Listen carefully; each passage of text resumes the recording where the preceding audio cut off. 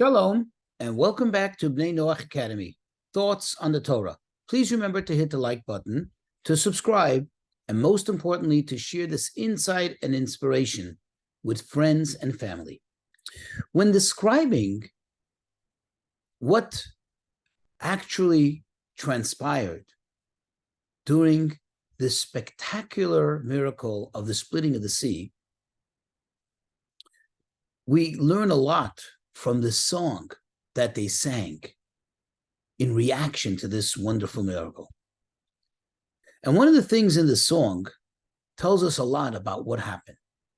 If you look in chapter 15, verses 14, 15, and 16, it describes there how all the nations, which is basically the civilization of that time, they all heard about it and they all trembled. Fear gripped them as they realized, wow, these people are invincible. They're the untouchables. God's with them. God performs miracles for them. Question. They didn't have any of the means of communications that we're accustomed to. Certainly not the internet, but not even radio waves. There's nothing to indicate that they had any access to any of that technology. How did they find out? There were no telephones. There were no telex machines. There were no fax machines. There were no beepers. There were no phones. There were no cell phones, that is. Nothing of this sort. How did they find out? What happened that suddenly everyone knew that something spectacular had transpired? Well, the Midrash tells us that something wonderful took place. In the moment that the sea split, all the waters in the world split. As we see in the verse itself, when the verse describes what happened, it says, and the water is split. It doesn't say, and this body of water split. It says, and the water split, which is an indicator that perhaps all water split. Indeed, the Midrash tells us that every single body of water, every single collection of water, even if it were just in a glass of a person in the middle of sipping some water, a cup of coffee, a bathtub, a pool of water, a cistern, a well, every single body of water split.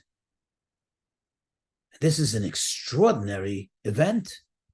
Everybody knew about the fact that it split because every water they had, if there was water in a barrel, if there was water in a bottle, it split. And then it came all back. Everybody asked the questions, and therefore quickly the word spread that indeed this tremendous miracle took place. Now, if we analyze this amazing episode, we ask ourselves, what for? Why did God perform this miracle? Especially following the rule that, quote, God doesn't make miracles in vain. And therefore, we need to understand, what is it that God was trying to tell the people? What message is he transmitting? Or what purpose is this for? Well, here's a very interesting perspective.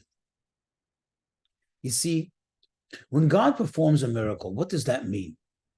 That means that God overrode the norms, the rules of nature. Nature dictates that this is impossible, and the miracle makes it possible. So it's supernatural. Now, God does this from time to time to show us, to remind us that he's in charge, that he's the one controlling things.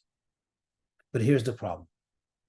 The way God created the world, the way he designed the world, he intentionally designed it in a manner that you don't instinctively, you don't immediately, you don't actually see godliness. You have to seek him.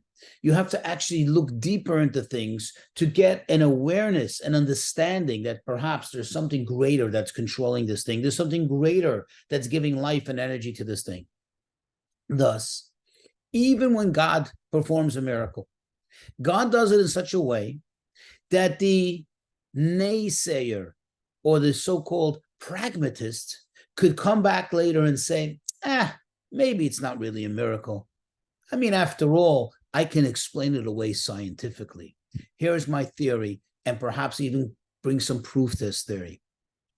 Thus, God does not remove that element of seeking God, but seeking God means that there are those people that will not find him, either because they don't want to find him, they're not motivated enough, or perhaps even worse, they're motivated to come to an opposite conclusion.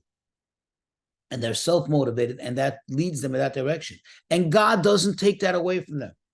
Thus, even in this miracle, when God made this miracle, he made all waters in the world split. Why? Because if the person who wants to come later and act as a pragmatist and say, well, maybe not, they'll have something to grab onto. And their argument will be the following. You see, if this was a miracle for the Jewish people, then how come all waters in the world split? Of what purpose is it? Of what use is it? That is proof that it's nothing to do with a miracle. It just happens to be that water has something in it naturally that once in so many hundreds or thousands of years, it just splits. And the proof for it is because all water split. All known water split. And it just so happens to be that after this phenomena was over and the waters came crashing down, that the Egyptians happened to be in the wrong place at the wrong time. You see, unfortunately, the person who's not seeking God, the person who's not looking for the truth, can find the untruth in everything, even in the truth, even in reality. They can distort reality through reality.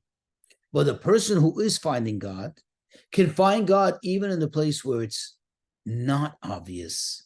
It's not absolutely evident. That's even there. You'll find God.